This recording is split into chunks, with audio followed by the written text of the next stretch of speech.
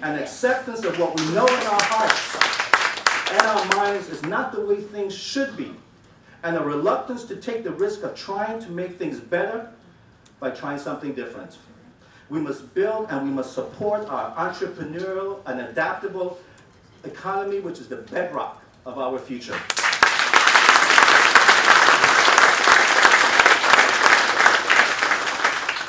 So where do we begin? We must first and foremost focus already on what we have begun and what we know must be continued. Priorities need not be changed. Performance is what must change. Attitudes must change. The education of our children must be done better. The growth of our economy must be accelerated and facilitated. And the protection of our people against those who would seek to live outside the laws must be enhanced.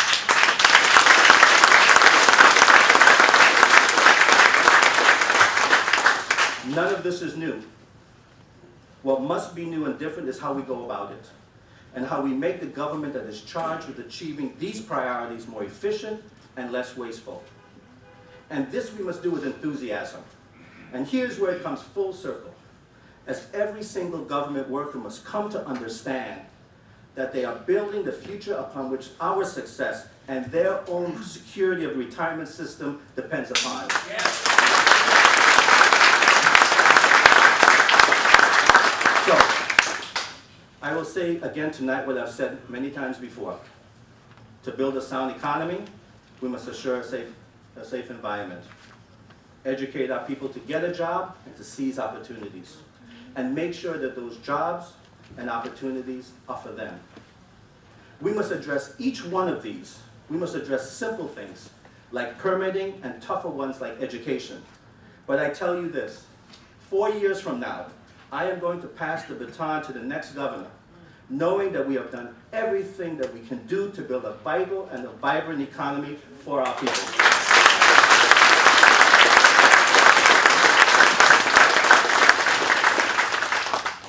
In the area of education, I believe we have made strides. We have seen a continued increase in the annual yearly progress of our students. Additionally, we have significantly reduced the amount of federal funding that has been all too often sent back or returned due to lack of execution. While these are positive steps, they are by no means enough to satisfy me when it comes to the future of our children. This year, 19 schools made AYP. This is 6 more schools than last year. We are proud of this accomplishment. But more importantly, we still have 6 schools that have never met AYP. That's a cause for concern. For those schools that repeatedly fail to meet the minimum standards, we shall execute turnaround strategies to change the status quo. This will require a change in staff, a change in leadership, and a change in approaches to learning.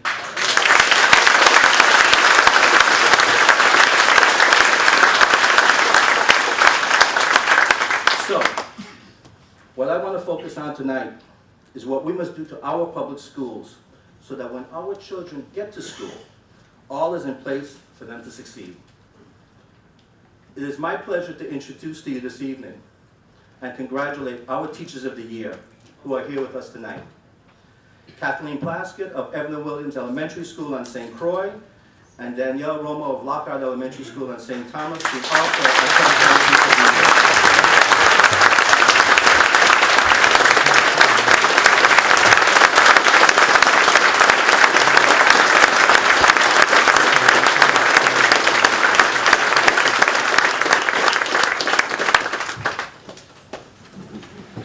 Thank you. Our goal must be nothing less than to raise the quality of our teachers to their standards of excellence. Indeed, my hope and expectation is that even as these fine teachers continue to improve their skills and as they get even better results from their students, the level of all our teachers will rise. We must hold educators accountable for the success of our students. We must reward excellence and remove those who want to maintain the status quo.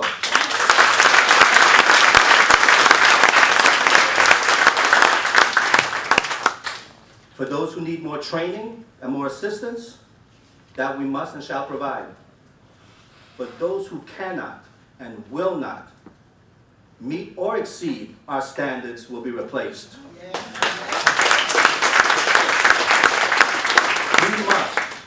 We must make a place for those coming up who have the skills and the desire to do this most important of jobs.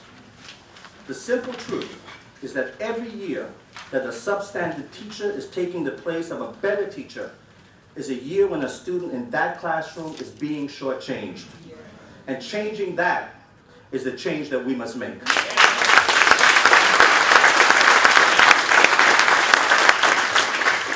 We must embrace the value of an education and acknowledge that the artificial limitation in the school year is hurting our children. Our limited school year, a relic from an era gone by, must be lengthened. We are well prepared for this new environment, as we have invested in our school facilities, we have expanded after-school programs, and have consistently invested in teacher development and training. It is time that we focus on the investment of our children.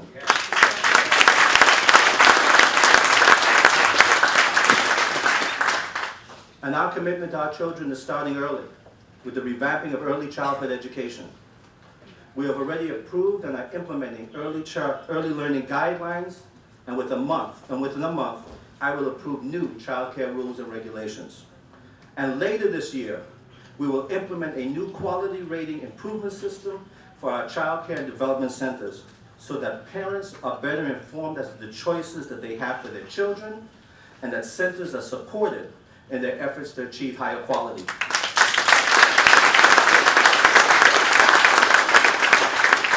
We are concentrating on focusing on ensuring that children are ready for kindergarten as the best time to address many of our social problems, from school dropouts to teenage pregnancy to bullying and youth violence, is before a child enters school. Within all of this, we are more than ever committed to ensuring that our special needs students and their parents receive the support and the services they need and that we are required to provide them. And we must do all of this because one thing is certain: if we continue to allow failure, if we continue to do things the way we are doing them now, our future and our children's future will be limited and crime will be high.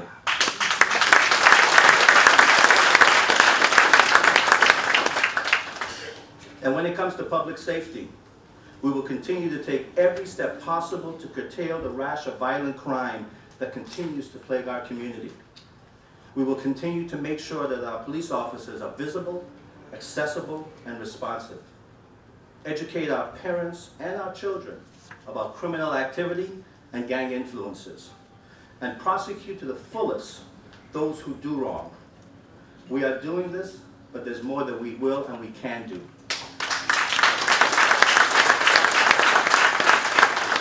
When you analyze our crime statistics, including homicides and murders, you will find that for the last 4 years, and I would suspect even earlier, that a significant number of our homicides and murders were committed by those 24 years and younger. And that, for the most part, were at one time part of the juvenile justice system or persons of interest to law enforcement. We have no alternative but to tap into the mindset, to understand the thinking of our young people, what drives them, what motivates them, which vein can we tap into to unleash their creativity, their innovation. So from advanced placement courses to dropout prevention efforts, from more varied scholarship programs and athletic events, from Jobs to America's Graduates to YouthNet programs, we have taken a comprehensive approach to build interest, to maintain interest, and to foster initiative. With the Workforce Investment Board and the Career Technical Division of the Department of Education, we are ensuring that our young people are trained for the jobs that drive our economy. In the last year, we've had training programs and job opportunities for those in green technology, heavy equipment, and the marine field. We've expanded that range to include training and opportunities in technology, broadband, and healthcare.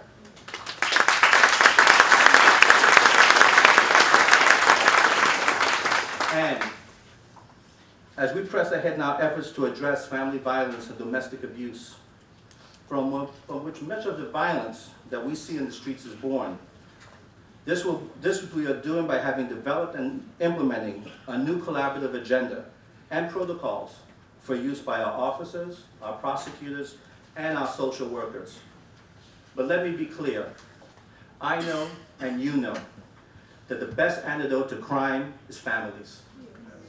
Parents and caregivers raising their children with the values that we cherish, fulfilling their basic obligations, knowing where their children are, knowing who their children are hanging out with, teaching their children to take responsibility for themselves and to respect others, showing them the path and keeping them on the path.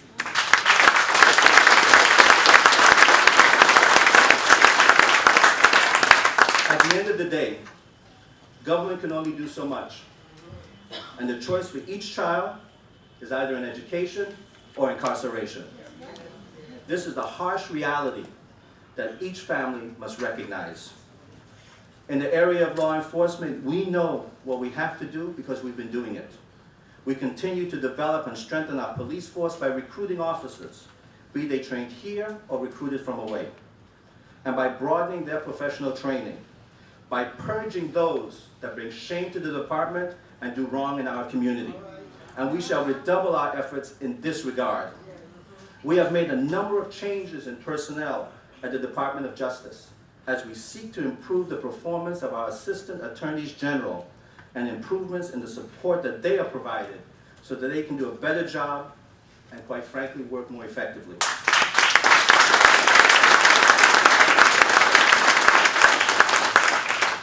I have spoken on too many occasions following horrific crimes that have beset our community. And I repeat here what I've said before. We must persevere in our efforts. We must increase our emphasis on anti-crime initiatives that have produced favorable results. And our results are improving. Our clearance rate in homicide cases is now over 65%, above the national average, and it is continuing to improve. Our police are reacting far more quickly to the increased information that they are getting from you in the community. It is the execution of these anti-crime measures that work, such as saturated patrols in high-crime areas, roadblocks, aggressive targeted enforcement against those who are determined to resolve disputes violently. Even as we continue to invest in our children and make every effort to warn our young people about the dangers of gangs and criminal activity, that will yield results. It'll take time, but we will close the vice from both sides, and we shall succeed.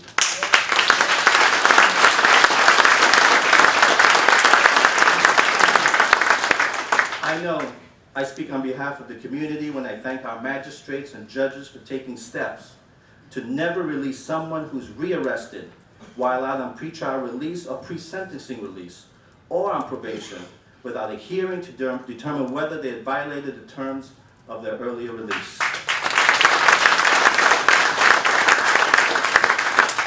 I have instructed our prosecutors to seek the highest bail amounts and the strictest conditions on crimes involving guns, especially unlicensed guns.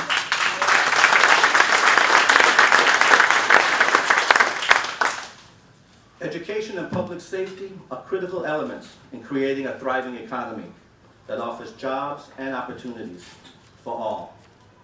Economic development requires an ongoing balancing of interests and indeed, as I've referenced earlier tonight, a recalibration of our core policies. I believe that there are far too many areas where the actions, or worse, the inactions of government have impeded private business. I also acknowledge that for far too long, the private sector has not created and in some cases hoarded for a select few the avenues of advancement or the salary scales that would attract our young people or open doors for those with ambition.